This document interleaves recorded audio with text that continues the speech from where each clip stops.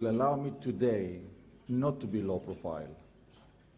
In the following sense, when I look around this room and I see all of you being here today, I feel a tremendous sense of accomplishment. And I would like to thank you all for making our events so special, so well attended. Of course, I would like to thank all the sponsors who help us make this possible. But above all, I would like to thank you. And I think I can say that we put together some of the best maritime events in Athens, if not the best. So I would like to thank you for that.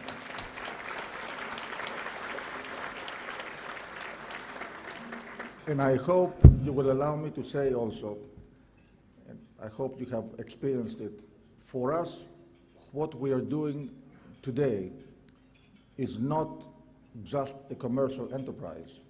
Of course, Capital Link is a for-profit organization. But I think what really drives us, Olga, myself, my colleagues, is the commitment to quality, is the commitment to promote shipping, and especially Greek shipping abroad.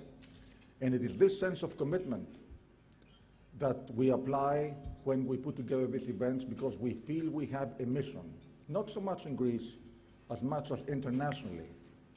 In the US, for example, shipping may be a very vibrant industry, but it's a small part of the overall capital markets. So there we have a huge mission of educating investors, making them aware of how important shipping is. Anyway, without any further delay, I would like again to thank all the sponsors of our event. They are with us year after year. If you will allow me, I would like to single out the Tsakos organization, because they are the sole global lead sponsor of our events, and they help us around the world. And I would like to share with you a special moment of pride. I think shipping is one of the very few areas where Greeks can claim global dominance. We are the best. However, you know, in the United States, for a long time, we could not get Greece into the news. After a while, we could not get Greece out of the news. And the news that Greece was part of was not the most positive all the time.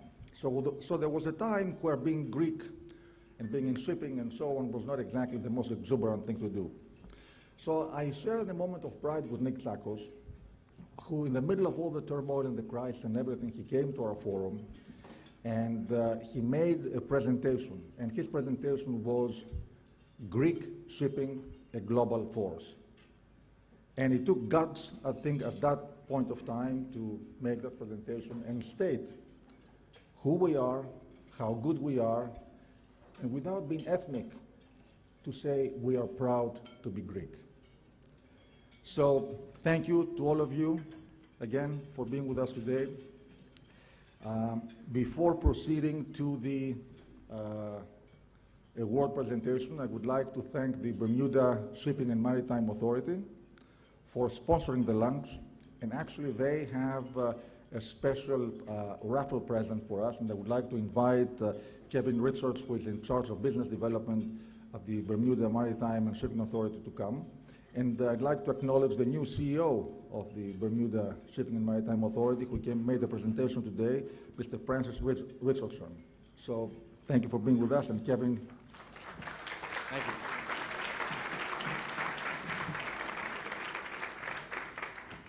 Good afternoon, everyone. My name is Kevin Richards, and I am a business development manager and concierge manager for the Bermuda Business Development Agency. I'm also on the board of the Bermuda Shipping and Maritime Authority, and so we're really thrilled to be here with you all today. We love coming back to Athens, and we look forward to seeing you again in June for Posidonia. Today I am Santa Claus, and I have a few presents to give out. We're going to be giving away a bottle of old-age Bermuda rum, a anchor pendant that's made from Bermuda pink sand, and a carved cedar ship. So we did a raffle earlier, and the winner of the Gosling's Old Bermuda rum is Nicholas Frangistas. Sorry, everyone come and visit us at the BDA booth afterwards, because we don't want to run lunch over, because I know we've got a packed schedule this afternoon. But yes, Nicholas, come see me after lunch, please. The winner of the anchor pendant necklace is Dorothea Yaonu of Shipowners Claims Bureau. And our grand prize winner of this lovely cedar ship is George Eurokos of Technomar Shipping. So please come and see me after lunch up at the BDA booth, and thank you so much for having us. Thank you. So, Kevin, can I make a private request? Is there any way I can also get one of those ships? Do I have to go through a private raffle to get it? So thank you very much for sponsoring the lunch, for the raffle, and for everything. And before I invite Mr. Gratsos, I would like to say that our next event is next week in Cyprus. So those of you who would like to come to Cyprus next Wednesday, Valentine's Day, we can celebrate all together in Cyprus. And then a month from now, we have our conference in New York. We do a huge event there annually. And Nikos Tsakos will be the keynote speaker as the head of Intertanko, talking about the future of the industry. And now I have to say that we are humbled to have the opportunity this year to recognize Mr. Panos and Mr. Thanasis Laskaridis for the work, the contribution, the commitment, the success that they have had as individuals, as industry leaders, and as companies. Both of them, I will not say much because clearly I would like those who will introduce them to comment, but clearly both of them, individually and as a family, they have honored Greek shipping. They have enriched global shipping with their activity. They have been philanthropists, businessmen. So we are absolutely honored that we have today the opportunity to have them with us. And we will close the conference today with a very special panel, a panel that will feature the 4 heads of the 4 industry associations who happen to be Greek as well. We have the head of Intertanko, Mr. Tsakos, the head of Intercargo, Mr. Placidakis, the head of BIMCO, Mr. Pagiannopoulos, and the European Shipowners Association with Mr. Laskaridis. So please stay with us until the very end of the conference. We have a very, very packed agenda this afternoon. I would kindly ask Mr. Gratsos to come to the podium. You all know Mr. Gratsos. He needs no introduction, and he is going to introduce our first honoree, Mr. Panos Laskaridis. Thank you.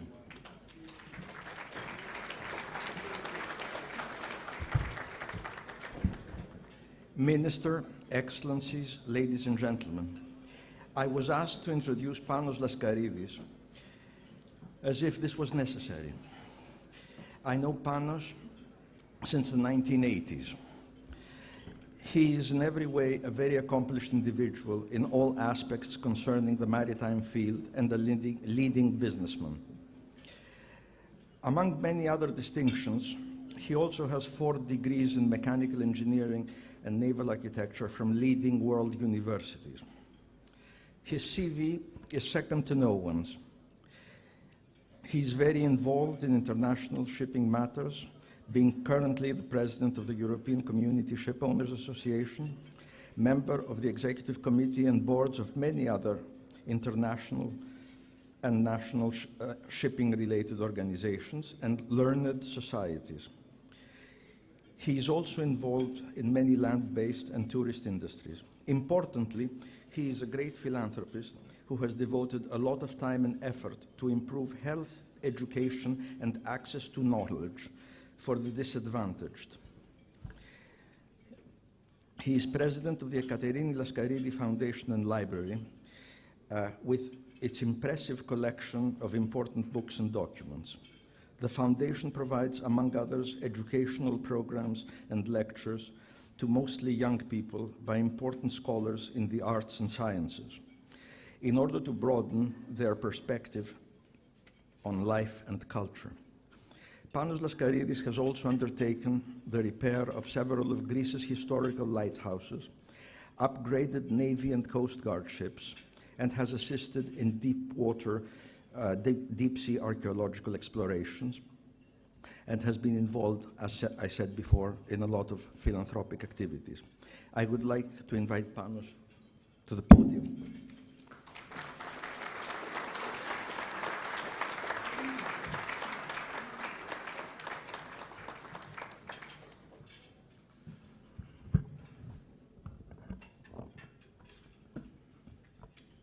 From what you gathered from what George has said, you will recognize that I'm a very busy man.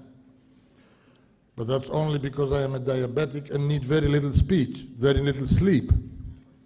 Your Excellencies, Mr. Minister, I would like to first of all thank the organizers for this prestigious award with some sense of trepidation and emotion, and I'm very thankful for this. I would like to think that this award does not only reflect on whatever little I have achieved, but I think it reflects well on all those people who have worked with me for the past 40 years, friends, partners, people in our offices, my family, of course, and especially my little brother. With all of them, I've been through thick and thin over the last 40 years, which I've spent in ship owning, ship management, engineering, a little bit of commercial work, but always trying hard to achieve whatever it was that we were planning to achieve. And indeed, over these last 40 years, things have come a long way. Those of you in this room who have started the business as long back as I have will remember that in those days, the dream of every young ship owner was to buy a small, old little ship, do a few profitable voyages, and then with the profits buy another small, little, old ship, and go on in this way. Today things have changed greatly, and one of the forms in which they have changed is that the then tarnished and compromised image of the Greek fleet, the Greek-owned fleet and the Greek-flagged fleet, has changed dramatically from being probably at that time the most compromised and worst in the world to being the best one and the highest considered today in the world. As you know, the Greek-owned fleet has become the largest in the world around about the year 1981. And it has since then grown steadily in size. And what is perhaps most surprising, and if you recall some years back the discussions that China would overcome in terms of shipping capacity, both Japan and also Greece, very fast and very easily in the coming years, well, I can tell you, or those who follow the statistics will probably know it, that the difference between us Greeks and Japan, which is the second largest owned fleet in the world, and China, which is the third largest owned fleet in the world, not only has it diminished over the last few years, but it has widened. So we are further ahead of the Japanese and the Chinese and everybody else than we were a few years back. And if that is not significant, then I don't really know what is. Now, everyone present here deals with ships and ship owning and ship management every day of one's life. And this is what we are very good at. This is what we teach the world how it is done. And the simple reason why we can do that is because we do possess a know-how which we have collected over the last 2,500 years. There was no empire and no large country for whom we were not the transporters of its goods, its trade, and have been very material in its progress and affluence.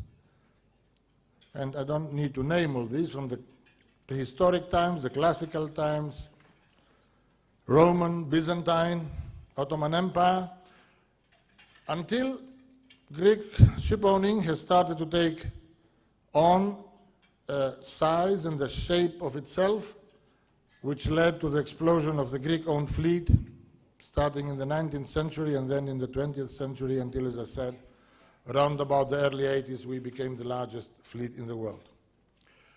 But whilst we are very good at practical terms, in practical terms about real-life things, we seem to be lagging behind, and congratulating ourselves is all very nice, but we must recognize that there are some areas in which we are not that accomplished, and I also hadn't given much account to this until Greece thought that I should claim the presidency of the European Shipowners Association, and I have done, and thus came to realize that there are areas which are quite important and on which we Greeks lag behind, and we lag behind for very specific reasons, the most important of which was that until today there was no reason for us to expose ourselves to European and world events so much, because simply we were feeling that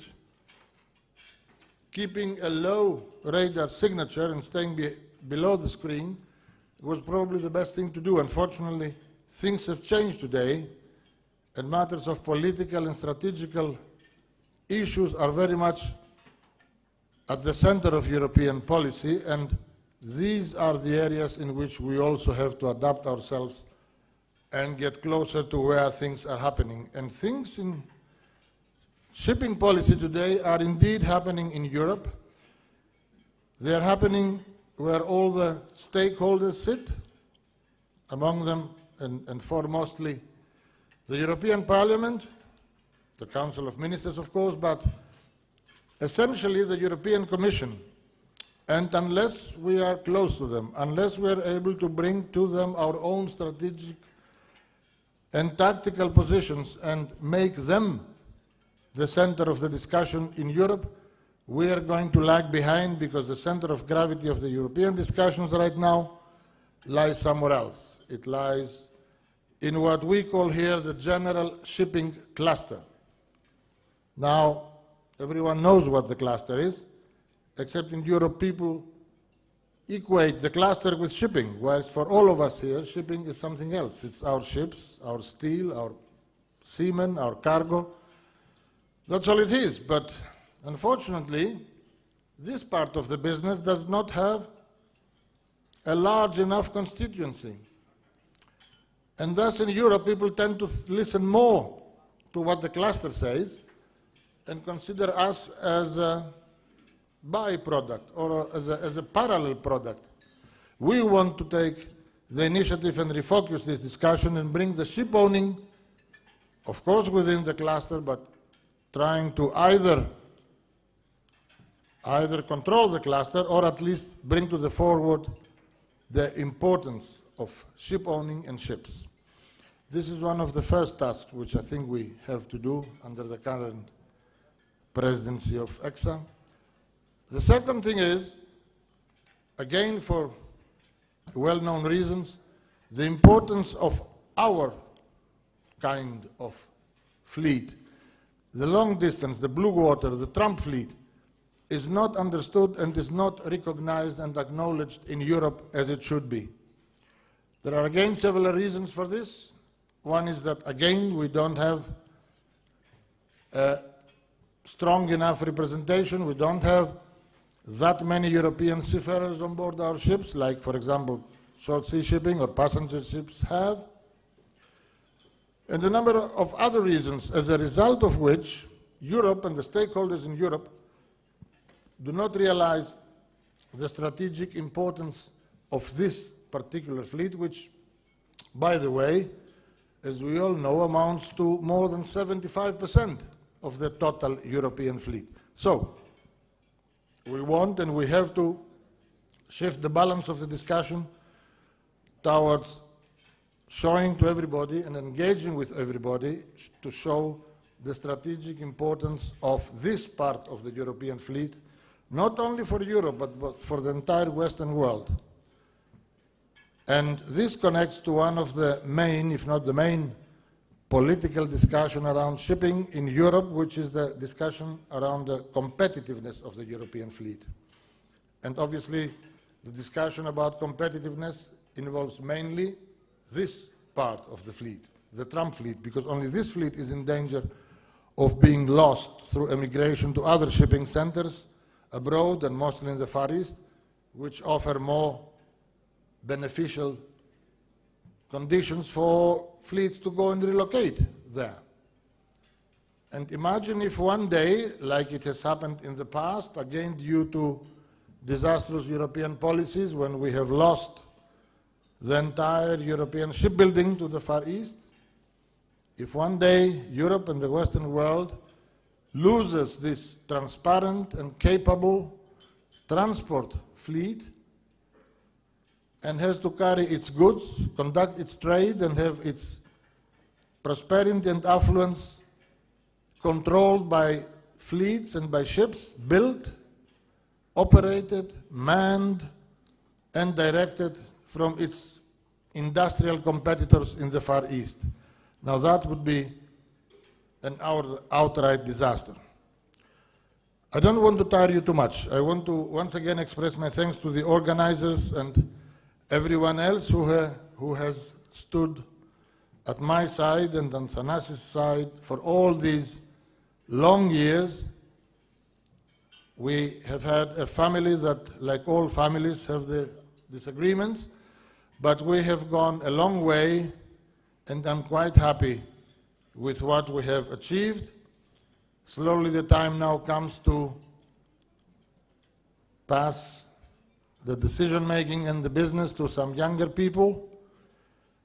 I mentioned this at the beginning, there are some people here who have been with us for decades, and we are very happy and grateful for this. Again, something that we find in Greece quite in an extensive way, and we don't see this in Europe, people coming and sticking with you through thick and thin for a long period of time.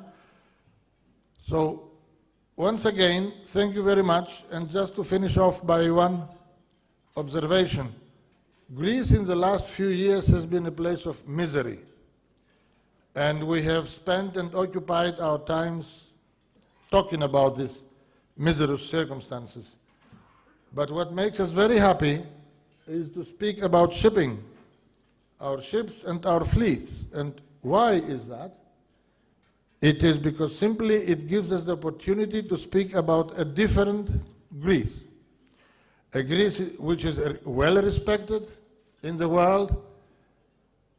Greece where its representatives, be it ministers or other dignitaries or even representatives of ship-owning enterprises and unions, when they attend international and European fora, the representatives of the superpowers wait until the Greek minister or the Greek representative speaks up first in order to decide their policy. Greece, which, and this is quite interesting to note, is in shipping 50 times more powerful than it is as a nation among all the other nations in the world, if one uses the yardstick of the GDP comparison. So all this makes us very proud and very happy. And I must say that I'm fully convinced that right now all Greeks realize this, across all the social spectrum, across all the political spectrum. And by the way, the relations between the shipping community and all the political parties is excellent today. So we can look forward to continuing this profitable path, and I look forward to many, many such opportunities in the future. And Nicholas, thank you very much for this prodigious honor. We are most obliged. Thank you very much to all.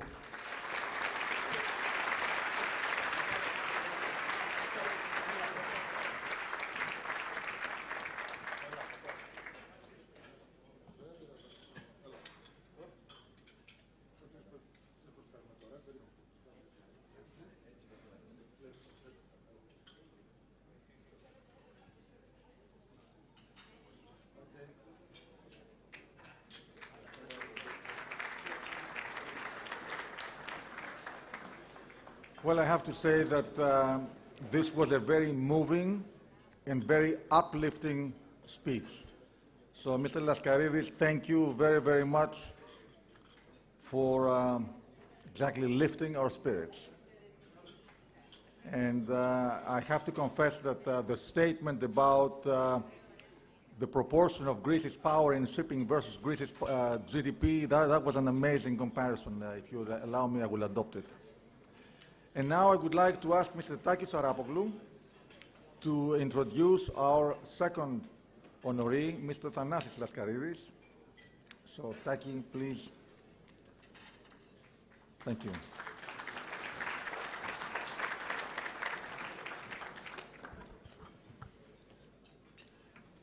Excellencies, Minister, ladies and gentlemen, dear friends, it's a great honor and real privilege to be asked to introduce Thanasis Laskaridis upon this Capital Link Award ceremony today, and I must congratulate the Capital Link organization for presenting Thanasis with this very special recognition. We have known each other since the late 70s, when we first met in London, and we, as well as our families, have stayed close ever since. Thanasis Laskaridis was born in Athens, graduated from the prestigious German high school before going to the UK for his university studies. He obtained a bachelor's degree in electrical engineering and a master's degree in systems engineering from Aston University and Imperial College, both disciplines broadly acknowledged for being the most demanding of mathematical excellence.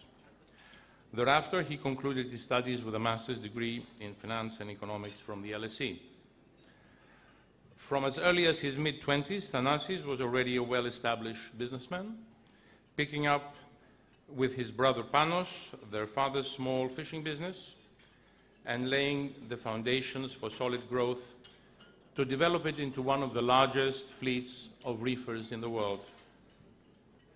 Today, Thanasis Laskaridis and the family run a very broad and diverse group of companies and material interests, ranging from shipping, shipyards, logistics, to real estate, entertainment, tourism, and airlines around the globe.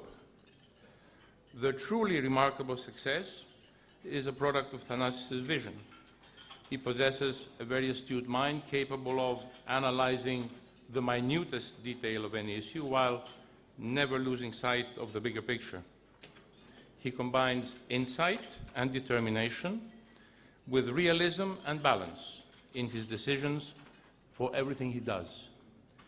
Exceptionally well informed about a vast range of topics, he has never hesitated to openly express his views on all things that matter, often with his distinctive sense of humor. More importantly, and despite being a particularly hard-working person throughout his life, Thanasis is very close to his family and loyal to his friends. His personal as well as his whole family's commitment to support good causes and give back to the community, especially to his native and much-loved Greece, is reflected in generous donations, particularly to the Greek Navy and Coast Guard, as well as the municipality of Athens.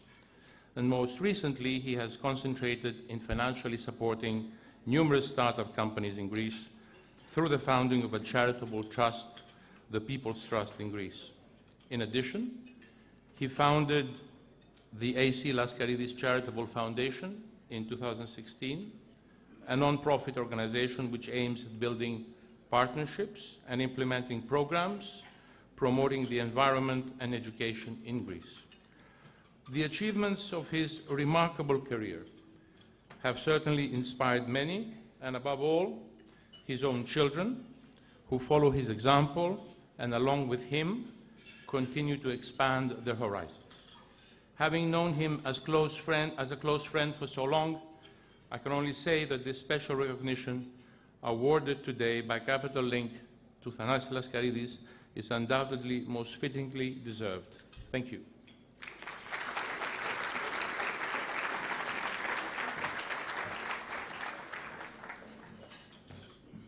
Good afternoon, ladies and gentlemen. Unfortunately, my father could not be here with us today. However, he has prepared a video which will shortly be displayed. As a representative of the Laskaridis family and organization, it is a privilege to receive this award on my father's behalf, and can only hope that we, as members of the next generation, will continue in his footsteps. Thank you.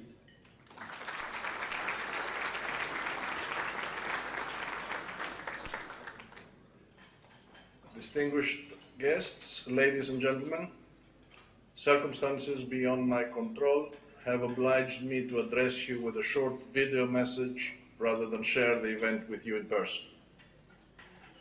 Allow me to start by thanking Capital Link organization and Nicholas and Olga Bornozi personally for their initiative to honor my brother and myself for our modest success in the shipping industry over the last 4 decades. Great credit is also due to Capital Link themselves for their own spectacular success after many years of hard work in bringing together so many worthy participants from all over the globe, conferring over what happens to be our country's only world-class commercial activity. By way of a short summary of my 42 years in shipping, allow me to say that at age 24, back in 1976, I returned to Greece after 5 years of mostly engineering-related studies in the UK and joined my father's small fishing company. At the time, we owned and operated 3 small freezer trawlers fishing off the west coast of Africa. My brother Panos had joined the fishing business a couple of years earlier. The extension of the exclusive economic zones of the West African nations made my father's business at the time very complicated, and thus the first assignment I got was to seek to broker the fixture of a trawler just converted into a small reefer carrier. I was representing a small ship owner and his interests.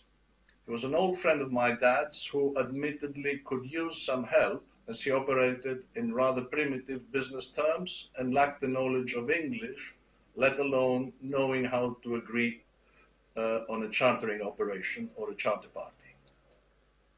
From this first operation, I was able to draw what still today remains as one of my biggest beliefs and life experiences, namely that luck beats brains every time. The reason for this is simple. I booked the ship, the charterer did not perform, so I got sent to Las Palmas in the Canaries to try and cash in a large unpaid demurrage bill. The delinquent charterer, an Indian living in the Canaries for 30 years, turned out to be the Soviet fishing fleet's sole representative in the Atlantic. And with Nigeria importing almost 1 million tons of frozen fish at the time, business was booming in no time. Thus, from fixing one semi-rotten ship and trying to chase unpaid demurrages, I became his exclusive house broker. A year and a half later, he, his brother, my brother and myself all partnered up and created Lavinia Corporation. Thus, after all these initial events, there is little doubt in my mind that luck does beat brains every time. However, I need to also add here that being consistently lucky for 4 decades requires a lot more than pure luck. For starters, some hard work always helps. Some brain functions are necessary as well, such as selecting good partners, controlling risk, ability to delegate authority and tasks, and certainly hiring and keeping and remunerating well key executives and staff is absolutely essential too. In closing this first part of my message, I would like to add that in my case, I have always advocated and in fact adopted a rather tolerant and calm approach on day-to-day senior management decision-making processes. Unlike many of my friends in the shipping world who seem to feel that every tiny dispute is worth fighting to the bitter end, I have also found that commercial progress and success comes to those who save valuable time and energy by going quietly about their affairs in a modest and inconspicuous manner. Lavinia Corporation, which my brother and I took full control of in 1982 by buying out our original Indian partners, progressed well and expanded substantially its activities, initially only in the refrigerated transportation trades. By the late 1980s and early 1990s, we had more than 100 reefer ships in ownership and controlled substantially more ships by chartering in tonnage to service large contracts of affreightment. We certainly had great fun and big financial rewards from this activity. Over the last 10 years, given the change of transportation mode from break bulk to containers, we have substantially reduced our presence in reefers and have invested considerable sums in dry bulk, building a significant and diversified fleet of mostly new buildings that hopefully soon now will bring some returns as well. Well, if not to us, then maybe to our children. A small fleet of chemical tankers supplements our shipping and high seas bunkering businesses, as do our 2 repair yards in Spain, Astican and Astander, and our state-of-the-art logistics operations in Uruguay. Turning now away from shipping, my brother and I are very happy to have been able to navigate some of the roughest waters on the planet by investing in Greece in many diverse sectors over the last 25 years. We have been involved with hotels, including the gaming industry, real estate, aviation, passenger ferries, the retail business, and some others that I can't even recall currently. There are 2 facts that give me great pleasure in having been active in Greece. Firstly, without really expecting it, some of the aforementioned activities have been great businesses. And secondly, it allowed us to contribute substantially to the creation of several thousand of new jobs, all of which are still in place and in fact growing rather than declining. It would also be fair to say that after World War II, almost every significant investment in Greece was the product of shipping money being repatriated back home. The detailed list is too long for a short speech, and for me, amazingly, not enough study or publicity has gone into informing our fellow countrymen of this fact.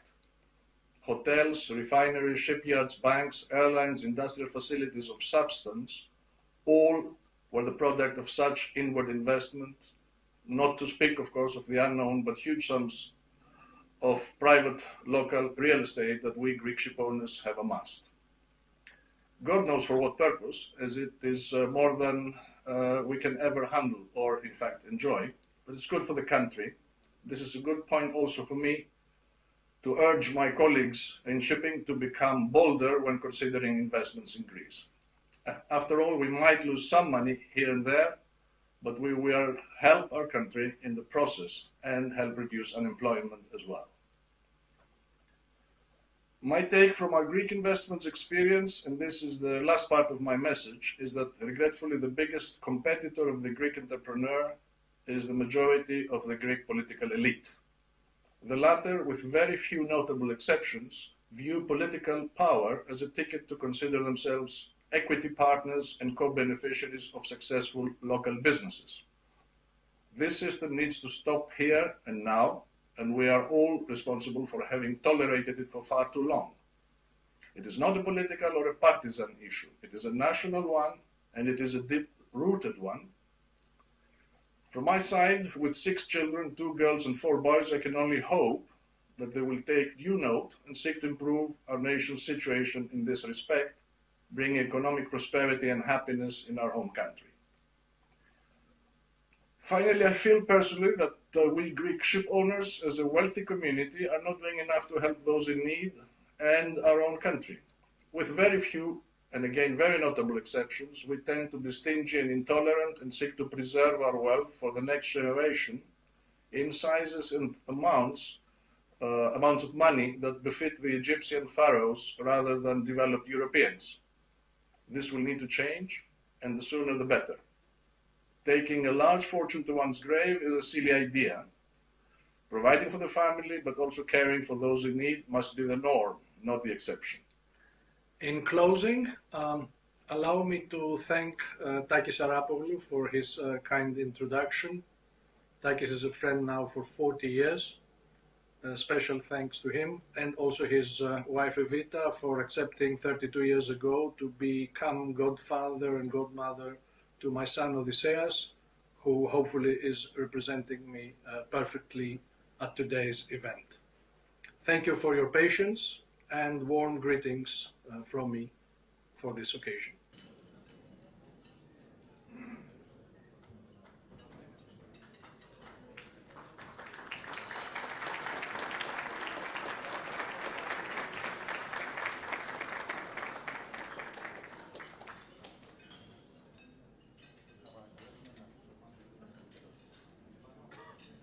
Μήπως θα μπορούσαμε και τον κύριο Πάνο και we also have with us Kapitan Tsakos, who was our first honoree. Could I kindly ask you maybe to join us, Captain Tsakos?